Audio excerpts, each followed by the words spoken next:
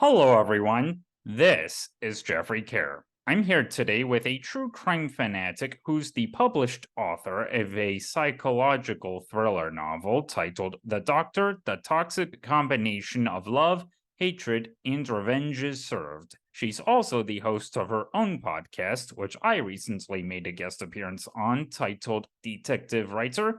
Please welcome Sally Barrilla. Thank you so much for having me. It's an absolute pleasure. Pleasure's all mine. And to start things off, would you mind telling us about your podcast? Absolutely. So my podcast is called The Doctor. Well, it's basically a detective writer, and I talk a lot about my book that I actually published myself. It's called The Doctor, as you said it. I talk a lot about a variety of topics. So it's usually about murder mystery. It also can be about my journey of writing. So I like to incorporate a little bit of mystery as well as writing. And what inspired you to start it? I actually just loved reading and writing, and I felt like after publishing my first book, and then I thought after blogging, I just loved it so much that I really wanted to get my voice out there. And a friend of mine actually told me he has a podcast of his own, and he said, "You obviously want to continue more. Why don't you start a podcast?" And I was just like, "That's a totally great idea. Why not?" Detective writer for my blog came about, and then I decided to podcast, and I was like, absolutely incredible. And you've also had different guests on your podcast, including me. How did you decide to start doing that? Well, it's actually really interesting because my same friend that I just mentioned, Mike, his podcast is called Voice of Garcia. He had referred me one day to a website called podcastguest.com. And it was really interesting because making a free account and everything, it was really interesting to just like talk about my podcast, inviting people, who are murder mystery fanatics or soap detectives or people who have just really published books or anybody who just love to have a friendly chat in general. And it was really mind-blowing to see that over 40 plus people had signed up my form, and just meeting so many people of different backgrounds, cultures, writing journeys, and even people who even were writers at all, but just love to write in general. That was beautiful. I should add that podcastguests.com is also how I managed to find you and request to be on your show. So, That's how we found each other. yeah. So, what have you been enjoying most about bringing guests on your show? I think what I really love the most is just being able to meet different kind of people. And I love, hearing about their journeys on what it took for them to become authors, to become writers, or even those who just love talking about true crime in general. And I've even had some guests of my own who I know that they're not really into true crime, or they may not really be writers, but I always let my guests choose the topic. And what I found so interesting is that everybody has a different story to tell. And whenever I let my guests choose the topic, we can go for so long talking about the most randomest things. And so I love it. Just having somebody who can be completely shy at first, or somebody who's a little, I guess, not too into true crime or even into writing, but just being able to really put an icebreaker and have a conversation. I love that. And going back to the beginning, how did you first get into detective stories? Oh, growing up as a kid, I loved true crime. So I think I was just so obsessed with watching Snapped, Forensic Files, or Murder She Wrote, or even like CSI Miami. I think it was another show, A Law and Order SVU. Like I just loved it, like dun dun. And I love Stephen King. So always just looking into like the suspense fanatic and just like really looking into like law and order and detective. I was just fascinated by it. So I loved it. And what are some of your favorite detective stories? Oh my gosh, I love Agatha Christie. So I'm not sure if you've heard of her. I loved Murder on the Orient Express, Death on the Nile, and I also love this really great one. I forgot the name of it, but it was a few years ago. I remember reading it on the subway, and it was basically this detective who thought that his wife was dead, but he didn't realize that his wife had a twin sister. So he was seeing his wife's alter ego, her twin sister, and it turned out it was a whole big revenge plot. So, and it was just a random story on the subway.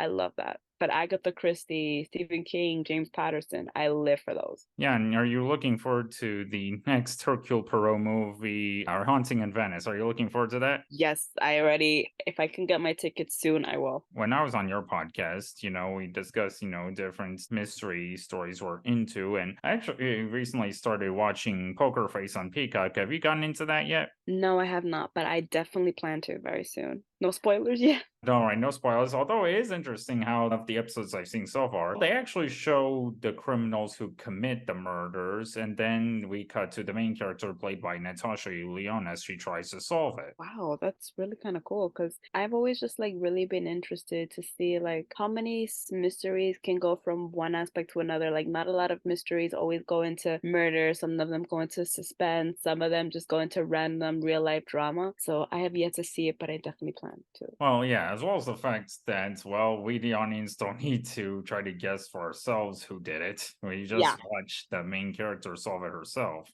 Exactly. And I kind of like the mysteries where you basically become the detective yourself, like that board game Clue, or basically like the mysteries where they take you along with the journey and they're like, who do you think did this?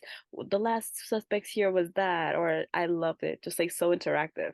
Oh, yeah, I love them too. And as I mentioned earlier, you also happen to be the author of a published novel. How did the idea for it come about? I actually had a dream about it. So I remember a few years ago, I think I was in maybe my sophomore year in college, and I had just had this random dream about a woman who looked exactly like me, and she was just this complete opposite. Like, it was so hard to describe her, but I had this dream of a woman who was set out so much for revenge, and the amount of hatred and anger that was flowing out of her. And I knew that she had something that she was seeking, but she couldn't stop until she got what she wanted. And the more that I started dreaming about it, she's like, I have to find out why you did this to my son. So it was a whole big dream. And I started writing it when I was 20 in my literal last year of college. And I was just thinking, okay, I really, really have something going here. And my professor, she was just saying, you obviously have something to say, go for it, because I just loved it. And I thought, okay, the more that I was writing, the more I was really getting into it, and the more dreams I had in my story. It was Mhm. incredible. Now, is that something you could someday see getting made into a movie or a television series? Yes, if I could one day, I definitely plan it. I'm even writing book two, the Oh, sequel. yeah, I was about to ask, if you would be interested in writing more novels, and you kind of just answered that.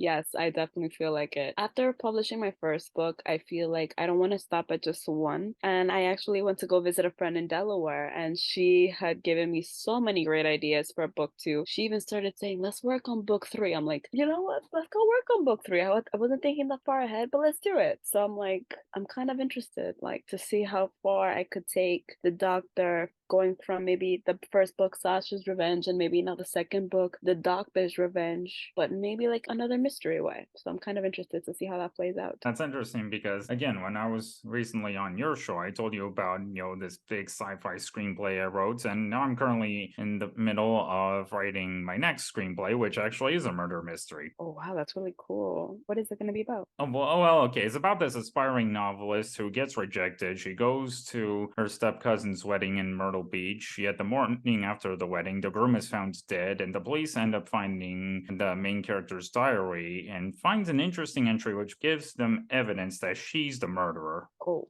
wow. Interesting. And Yes. how I'm kind of curious now to know what's going to happen there. Well, as soon as I finish the screenplay, I'll email it to you. Oh, yes, please. Incredible. For those who'd like to pursue a career in creative writing, where do you think would be a good place to start? I definitely would encourage anybody who wants to pursue anything in creative writing to just start from literally pen to paper or from hands to computer. If you feel like you have something going for yourself, I definitely encourage anybody to write. And if you can definitely take some courses. I really discovered my love for writing through going to the library, reading a lot of books, and then I became a creative writing major in college. So a lot of my professors were actually published authors themselves. So they would always encourage me, go to the library, pick up a good book, even if it's a child book, a childhood book that you loved growing up, or something that really caught your interest. It could be anything as a newspaper, but to go somewhere where you feel comfortable to read and really feel like, okay, you want to write, you want to read, maybe take some courses. You can even go to some conventions, go to some bookstores. So I feel like there's so many routes to creative writing that the opportunities are endless. Before we go, do you have any other upcoming projects that you'd like to share with us, aside from the aforementioned novels you're working on? Well, that's actually a really great question. I am currently going to be an extra in a few other projects because I go through backstage. So I've been in 5 films already as an extra. So I'm going to be definitely working on that. And also am I'm going to be incorporating video into my podcast. So I'm taking a little bit of a break right now because I'm going on vacation this week, but I am going to be incorporating videos as well as that's pretty much it. But I haven't had anything else. I did not know you've been in extra movies. So, like, would you mind talking about your experiences as an extra? Yeah, of course. I love it. It's absolutely amazing. I've met a lot of great people, and I kind of like being an extra because it's through backstage. You do pay a little bit of money for it, but I do like, being able to be cast as a supporting actress or an extra because I'm kind of shy and introverted. So I'm kind of like the opportunities where I don't really have to speak a lot and the cameras aren't really on me. So I'm just like it's really interesting to show up to a set, getting to meet new people, and even getting some inspiration from actual directors themselves on how to make my book into a possible screenplay or a possible show. So I like it. I feel like there's so many connections, and I live in New York, so I love that. Oh, yeah, but New York is a popular place to shoot stuff. Yes, all the time. In fact, what are some of the stuff you've been extras in? Well, they haven't actually been coming out yet, but they're pretty much with NYU, the New York University. So my first film, I remember doing it back in November 2022, and it's basically a short film it's called Felix. This boy is colorblind and he has a few disabilities, but he wants to be a basketball player. But in the beginning, he's not so good at it, and he has a little bit of difficulty trying to become a basketball player. I was so glad that they placed me and the group of extras, who were cheering him and like going on. I didn't want to be on the side of the extras who would be booing him at every single turn, but I loved it. And in real life, the actor is actually colorblind himself, and he is a great basketball player. I've been in another film where I believe it was called Sandy by the Beach, just playing an extra, pretending to sip a cup of water at a rooftop bar and just a few other things. I played a deli cashier for a bodega short film. So I'm really just kind of low key. I'm nothing like main talent, no.